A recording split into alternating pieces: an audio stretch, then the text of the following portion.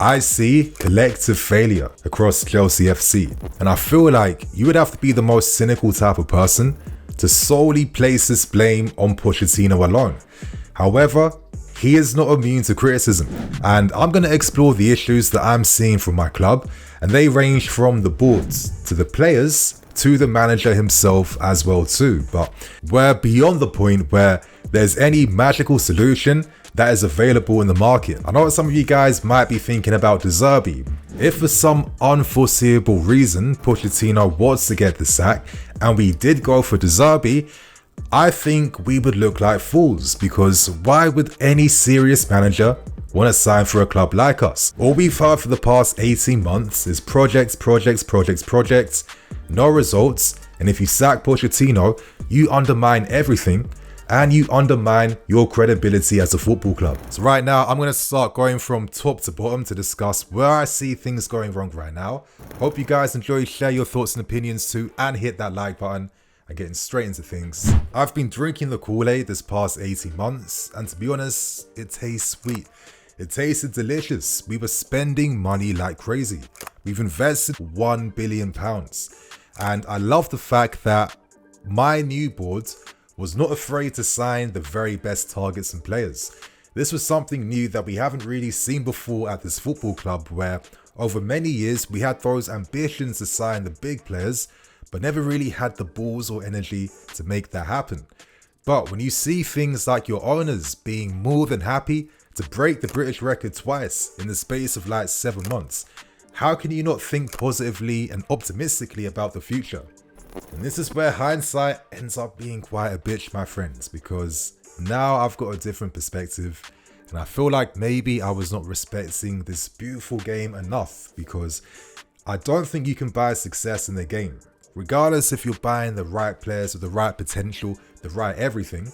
And I'm starting to analyze things even deeper right now. I'm starting to feel like, did we rush too many things all at once? At the same time, not only are we rebuilding our squads, not only are we hiring a new manager, we've got brand new footballing staff. We have more new medical teams and staff behind the scenes.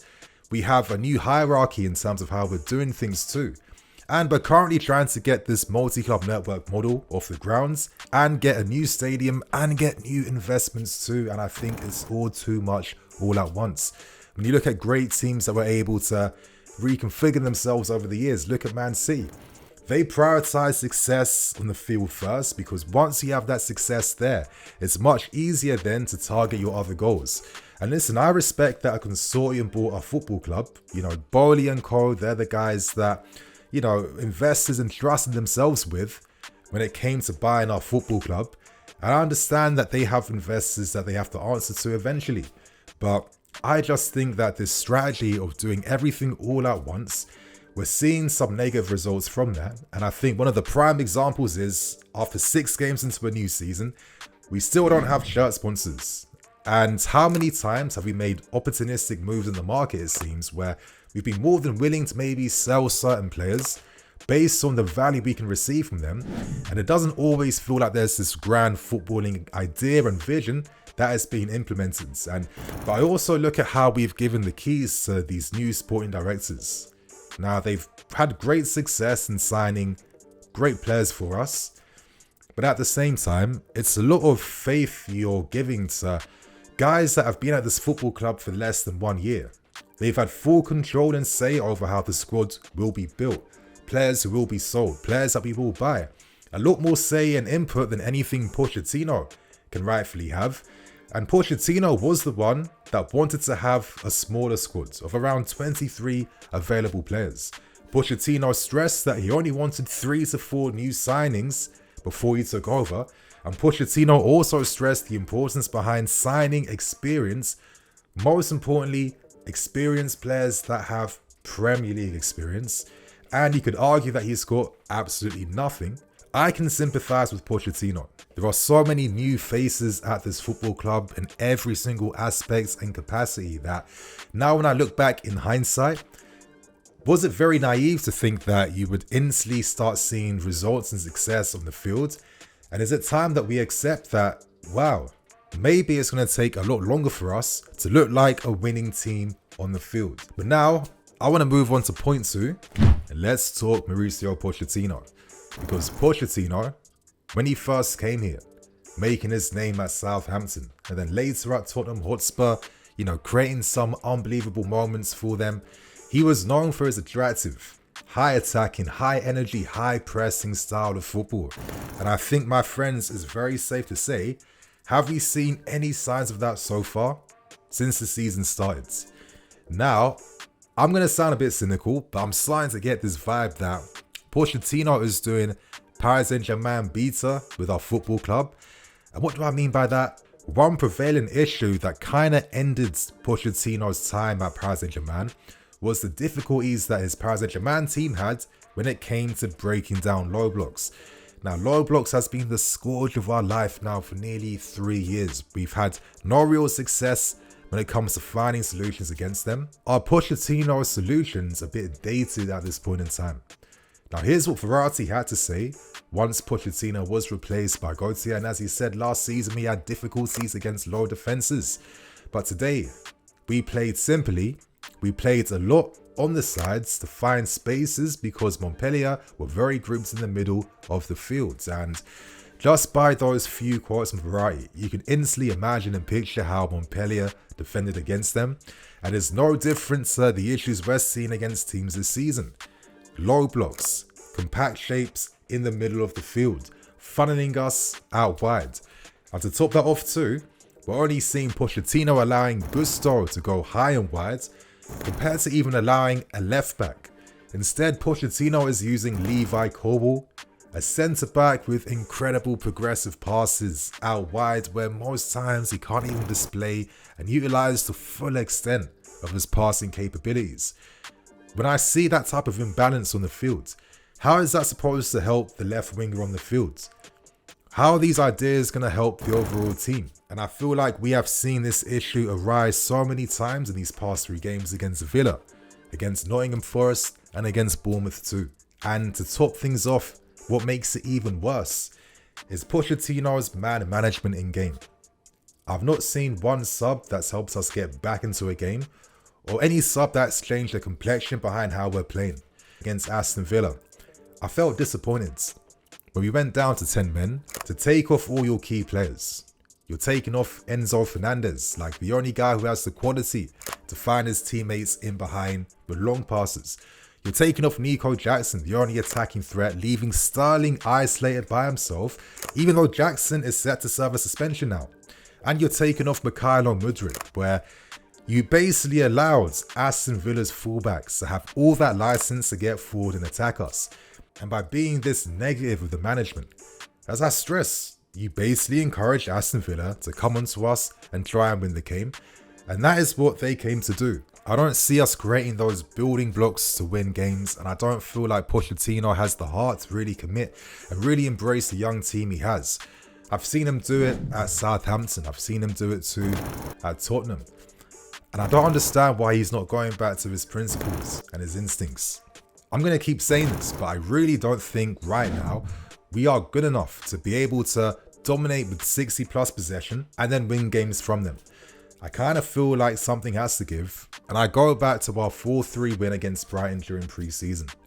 We conceded 3 goals, but wow, did we create opportunities after opportunities, fast, interchangeable attacks, very dynamic, very vertical. The type of football that we aren't seeing anything of right now, and I really feel like it's a bit of a disservice. So that's what I have to say about Pochettino, and to end things with my final third point. I'm not going to sit here and forget the players on the field also aren't doing their thing. And I have to say, against Aston Villa, there was a criminal, disgraceful amount of offsides in that game. It was getting a bit ridiculous. I didn't even feel like Aston Villa's high line was even that strong and that connected. And a lot of times they kind of got away with things because the timing of our runs or the release of our pass was not good enough. On top of that too, our XG this season is around 10. We've scored 5 goals from that. The issue was very prevalent. Now, I know that Raheem Sterling was offside in this moment, but the fact that he didn't intuitively know that he had to release that pass to Nico Jackson, who in fact did time his run onside, It tells me that this is a greater problem than even Pochettino right now, because it seems like these players definitely need a lot of time to build some type of attacking relativity. Because if you can't even see basic plays like that and your top players on the field earning big money, there's only so much the manager can do for you. For me, successful clubs, you see a unity between the players, the management, the staff, and the hierarchy of the club too. That is how serious clubs have success. The moment any part of this organization is off, it's going to have ramifications across the board, right? Another annoying facet of our game is the terrible movement inside the books. Now, I know at times we do get overloaded. The opposition have more defenders against our attackers, but I feel like the third man runs inside the books are typically poor. And a lot of times when players are making those runs in the books, they never have their body set up properly to take a strike first time.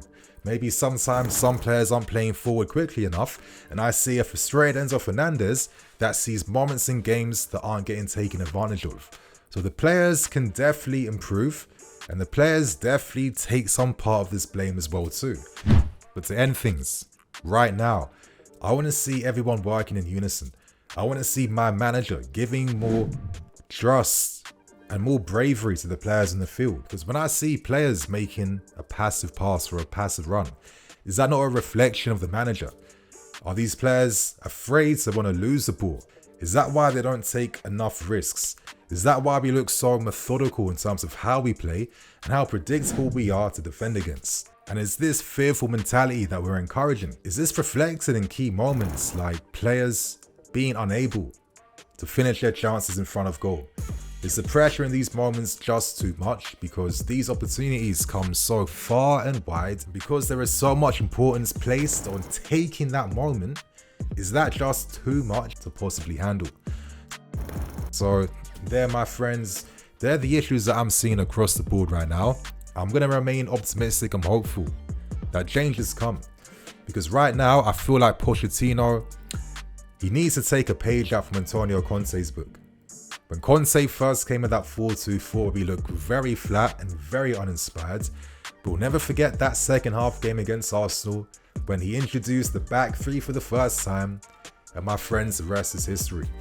Right now, I think Pochettino needs his Conte moment. And after another loss against Aston Villa, he's right against Brighton on Wednesday and then Fulham on Monday. So my friends, share your thoughts and opinions. I'm Nini FC, this is BlueLionsTV. I'll see you guys later with some more videos.